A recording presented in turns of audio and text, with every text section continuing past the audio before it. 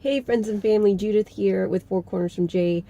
I have a few moments before work, so let me get chapter 7 out. Maccabees book 1, chapter 7.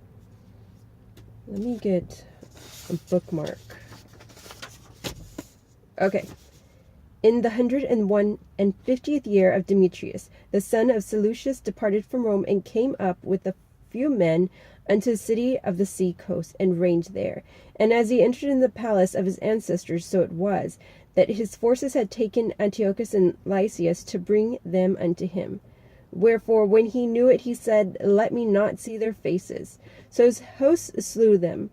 Now when Demetrius was set upon the throne of his kingdom, there came upon him all the wicked and ungodly men of Israel, having Alcimus, who was desirous to be high priest, for their captain. And they accused the people to the king, saying, Judas and his brethren have slain all thy friends, and driven us out of our own land. Now therefore send some men whom you trusted, and let him go to see what havoc he has made among us, and in the king's land, and let him punish them with all them that aid them. I'm trying to stay on camera. Then the king chose Maccabees, a friend of the king, who ruled beyond the flood, and was a great man in the kingdom, and faithful to the king. And him he sent with that wicked Alcimus, whom he made high priest, and commanded that he should take vengeance of the children of Israel. So they departed, and came with great power unto the land of Judea, where they sent messengers to Judas and his brethren with peaceable words deceitfully. But they gave him no heed unto his words, for they saw that they were come with great power.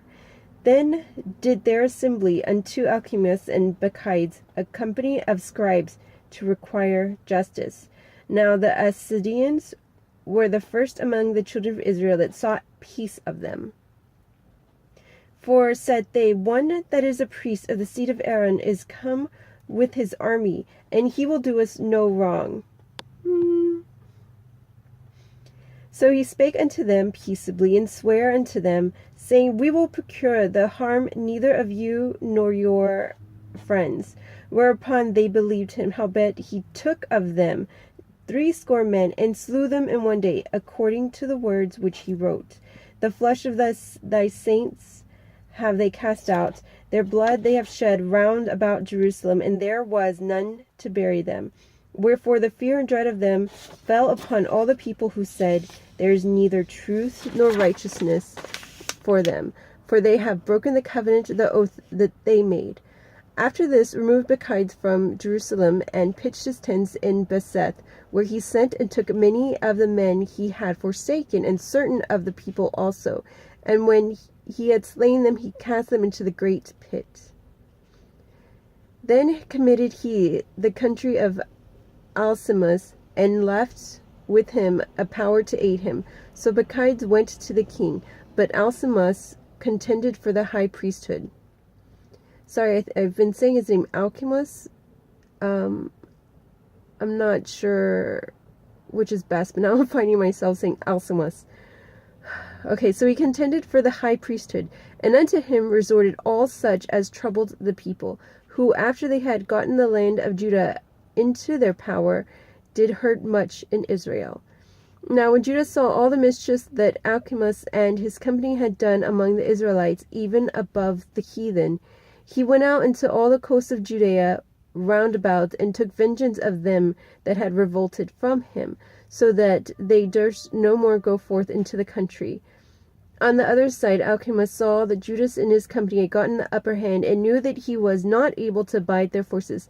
He went again to the king, and said all the worst of them that he could. Gossip. Then the king sent Nicanor, one of his honorable princes, a man that bore deadly hate unto Israel, with commandment to destroy the people. Now Nicanor came to Jerusalem with great force, and sent unto Judas and his brethren deceitfully with friendly words, saying, Let there be no battle between me and you. I will come with a few men, and I may see you in peace. He came therefore to Judas, and they saluted one another peaceably. Howbeit the enemies were prepared to take away Judas by violence, which thing which thing after it was known to Judas, to wit, he came unto him with deceit, he was sore afraid with him, and would see his face no more. Nicanor also, when he saw that his counsel was discovered, went out to fight against Judas besides Capharsalama, where there was slain of Nicanor's side about 5,000 men, and the rest fled into the city of David.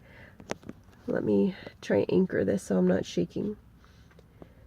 After this went Nicanor up the Mount Sion, where there came out of the sanctuary certain of the priests and certain of the elders of the people to salute him peaceably, and to show him the burnt sacrifices offered for the king. But he mocked them and laughed at them and abused them shamefully and spake proudly, and swore in his wrath, saying, Unless Judas and his hosts be now delivered into my hand, if ever I come again in safety, I will burn up this house. And with that he went out in great rage. Then the priests entered and stood before the altar in the temple, weeping and saying, Thou, O Lord, didst choose this house to be called by thy name, and to be a house of prayer petition for thy people. Be avenged of this man and his host, and let them fall by the sword. Remember their blasphemies, and suffer them not to continue any longer. That seems like an everyday prayer sometimes. So Nicanor went out to Jerusalem, pitched his tents in Beth Horon, where a host out of Syria met him. But Judas pitched in Adasa with 3,000 men, and there he prayed, saying, O Lord, when they that were sent from the king of the Syrians blasphemed, thy angel went out and smote 180,500 of them. Even so destroy thou this host before us this day, that the rest may know that he hath spoken blasphemously against thy sanctuary, and judge thou him according to his wickedness.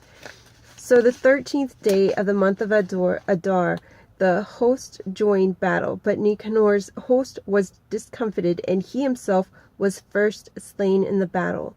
Now when Nicanor's When Nicanor's host saw that he was slain, they cast away their weapons and fled.